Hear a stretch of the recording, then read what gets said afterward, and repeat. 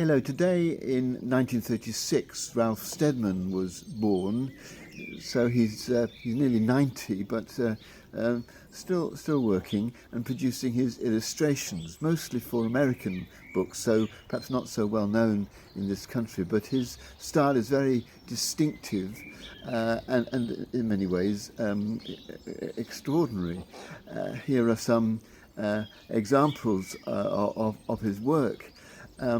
But what interested me particularly about him was what he said about his approach, because you might have thought that he would trace out with a pencil initially how his illustration was going to look, how his cartoon was going to develop, and then would apply the paints later. But no, he goes straight in with the paints and says that he feels that's much more effective than doing a pencil outline first.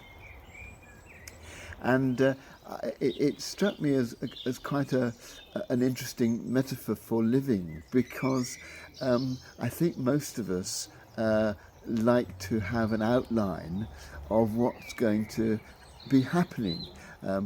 Maybe quite some way into the future, but almost certainly for each individual day, we most of us wake up and fairly early on in the day, at some point, we'll think over what the day is going to bring, what the outline of the day is for us, as it were, to do a pencil outline, and then we fill it in as we go through the day. But actually, perhaps we don't really need to plan our day in that way. It's something we sort of do, I think, to give us some kind of sense of control, some kind of sense of ownership of the events that will happen. Obviously, some of the things that we are planning in a day are decided by others.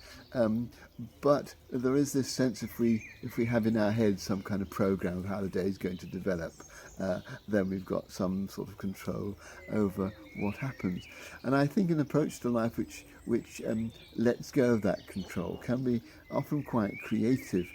Ralph Steadman says, when challenged about this technique, that surely he must make some mistakes with his paintwork if he hasn't got a pre-planned pencil outline. And he says, well, yes, but a mistake, there's never no such thing as a mistake.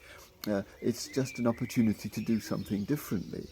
And it seems to me, if we can go into each day of our lives, yes, inevitably with some kind of outline of what it's going to involve, but with the recognition that if things don't go quite how we planned, to see this not as a mistake, not as something to rectify, but as an opportunity to do things differently. I think that kind of approach enables us to explore more hopefully and more delightfully the events which come to us day by day, and which we embrace and allow to shape the movement of our days.